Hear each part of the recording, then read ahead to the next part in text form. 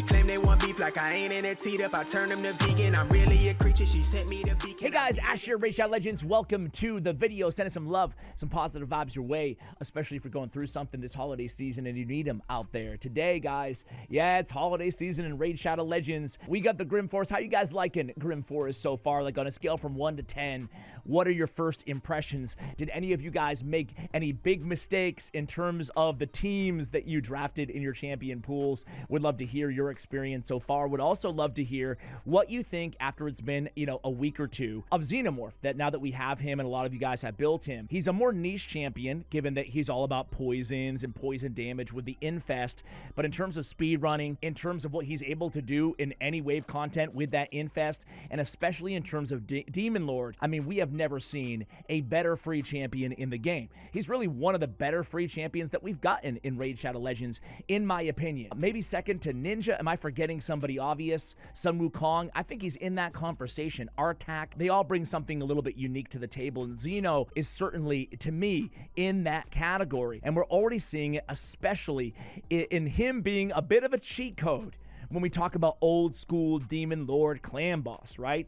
So today you may have noticed I am not on my account. I have the privilege of being on one of the greatest minds in terms of clan boss innovation. So much so that whenever a new champion comes out, whenever a new relic comes out, whenever a new meta emerges, I DM Degreer. And I'm like, what do you think, man? What do you think? Because he's out there playtesting all the time, trying to find these best combos. Now, the Supreme Club, all the whales in Raid Shadow Legends, they just had a contest. There's actually only a day or two left in it, but since they started the contest, Degreer has been in first place out of the entire Supreme Club who are participating, right, in terms of the most damage from Xenomorph in a Demonlord battle.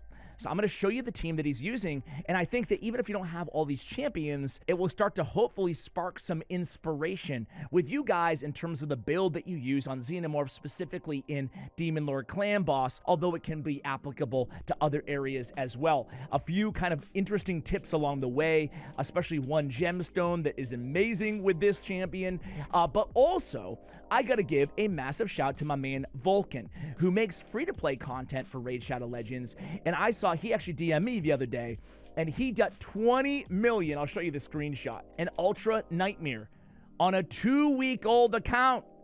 2-week-old account. He used the download link. I always mention this download link, but it's insane that they do this after the Narma buff. So for new accounts, second accounts, whatever, I'll try to remember to include it in the description of this video as well. They give Narma, they give Tawana Rock with the Desert Queen promo code, and then you have Xenomorph for free as well, and then you have Ugo and Tagore. I mean, that's a pretty good start. But in 2 weeks, completely free to play, he got 20 million damage on Ultra Nightmare with barely any. Here's the screenshot from the video. I'll link the video for you guys, right? But I mean, look at the gear. He just got perception gear, a couple speed, and a ring. He's not even fully ascended, right? He does have masteries though. I'll go ahead and pick those out for you guys.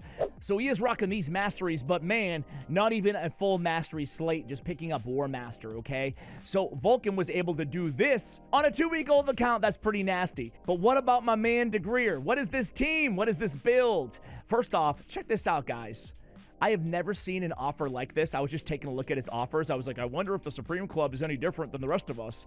And I saw they're trying to sell 45 fragments for Kraz to this dude for $90. I'm wondering if this is Supreme Club only type offers where they just sell like almost half the entire fragment summon, or if this is just a new thing they're doing that I've never seen. I've never seen this many champion fragments put up for sale. Isn't this insane? Am I the only one? Anyway, I digress. There it is. It's double pop-up, man. They're like, buy it, buy it, buy it. All right. So what is this team, guys? Let me show you the build first. I think that makes more sense. And then we can take a look at this world record-setting Supreme Club team. I'm wondering if any of you guys think that you could do better.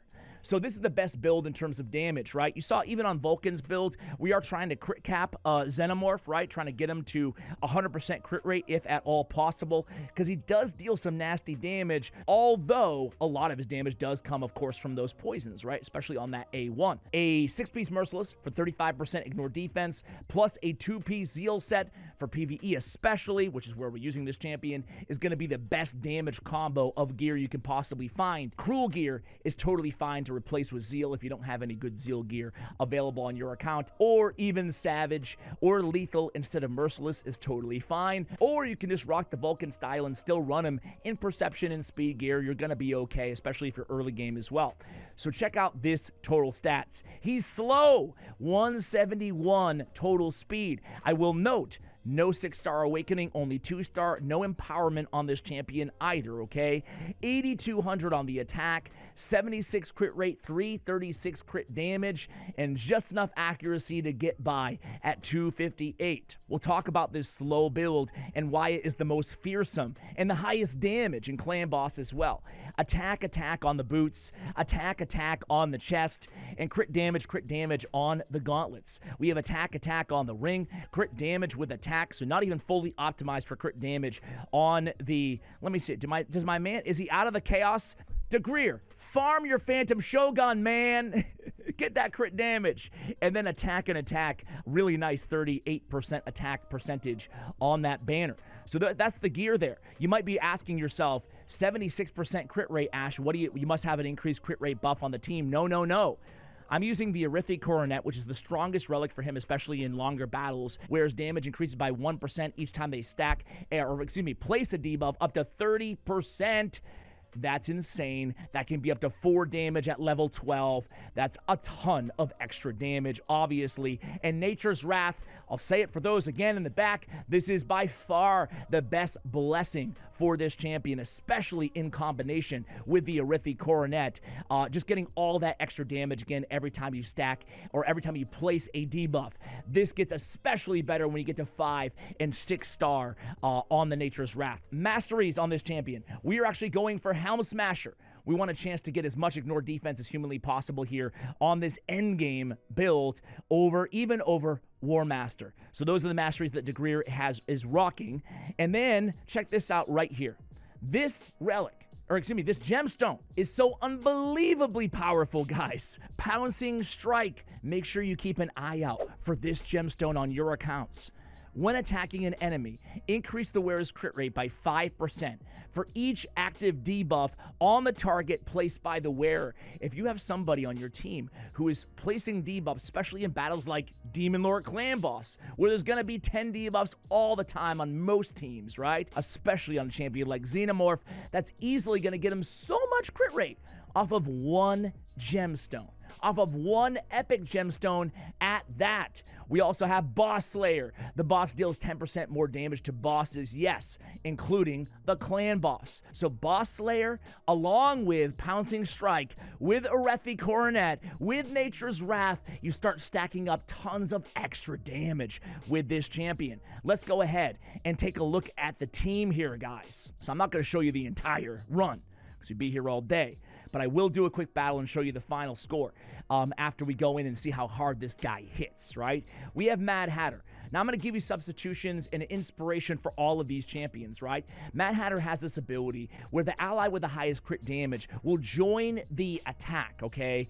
And then they'll deal 10% more damage for each debuff on the target. So that's going to be 100% extra damage. It's going to be insane. So we get the ally attack that allows us to move slower than normal with our Xenomorph, and it'll be stacking up all those poisons as well. The second thing that we need is a really good turn meter booster, and he has one of the best in the game. Senna, one of the best Grim Forest champions to draft. If you have her, you're auto-drafting her. She's insanely good everywhere, especially against all the new bosses. Healing Glow, whenever a continuous heal buff activates on an ally, fills the turn meter of all allies by 5%. This is going to be a ton of turn meter boost throughout the duration of a longer battle. She's bringing the continuous heals on her A2. It's going to be a beautiful thing, right? So we have that in addition to Lady Mikage ally attack. So what are we stacking? A lot of turn meter boosts and a lot of ally attack mechanisms to allow him to go more or more often in battle. I use the same sort of idea around my Toshiro the Bloody when I used to use him in a Chimera battle, meaning that I built him really slow with attack percentage on his boots, but I just put a lot of turn meter increase on the team around him.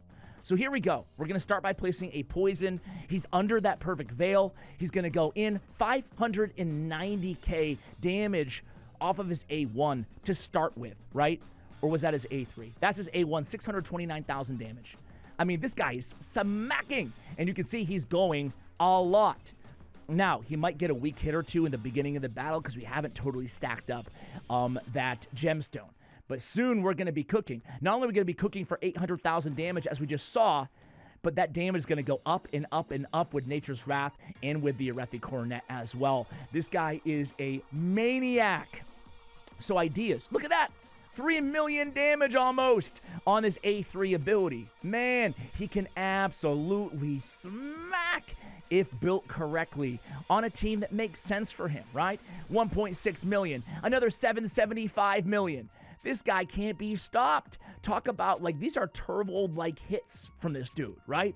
I mean, all from a free daily login loyalty champion. That's bonkers. I love that they added this dude to the game, man. 1.5 million. Are you kidding me? We're at boss turn count number 2, and we're already at almost 15 million, and he's landed a couple weak hits, which hopefully will be mitigated as we move through this battle, and that damage is only going to get higher. Man, what a beast. So what are we looking for if you want to build a team like this? Again, this also thrives off the Wixwell and the Mad Hatter combination. So obviously take that into consideration as well. Wixwell is one of the most powerful champions in the game. One of the best fusions of all time. And we, the community, we voted on his skills, man. I feel a little bit of pride in that, and you guys should too, especially if you voted, right? So we do have that dynamic going on. But I think it's the ally with the lowest crit damage joining in. The 2 or 3 turn meter boosting / ally attack mechanisms that are on this team as well. And of course, the insane survivability of this team. It all plays a role, a factor into what makes this team so deadly. 2 million damage now he's hitting for, man. That he can smack. He can smack, dude. Granted, he's got a lot of buffs, a lot of protected buffs. He's got everything going for him here.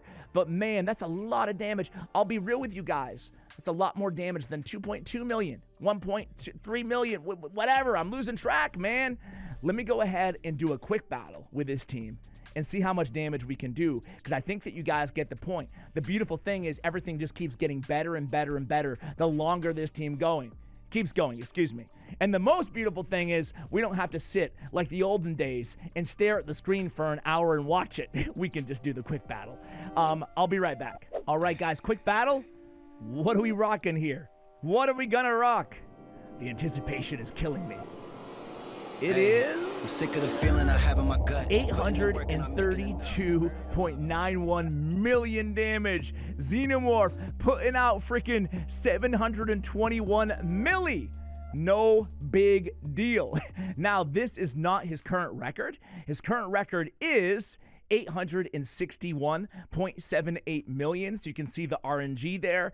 But both of these battles obviously went the duration. 749 versus 721 million damage. So again, a little bit of RNG there, especially early on in the battle. But man, I just had to share this team with you guys. It's insane. So guys, real quick, here is the team setup as well. Lady Mikage staying in her base form. We have Senna prioritizing the A2. We have Wixwell, and you guys can see their stats here as well.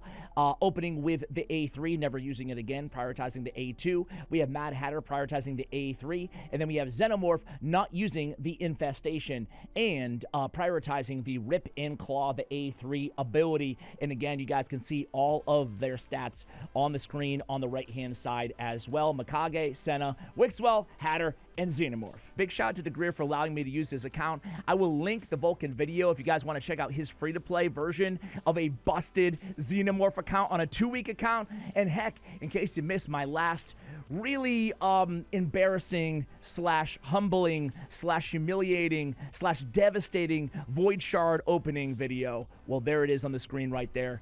Thanks for watching. Much love. And as always, take care, guys.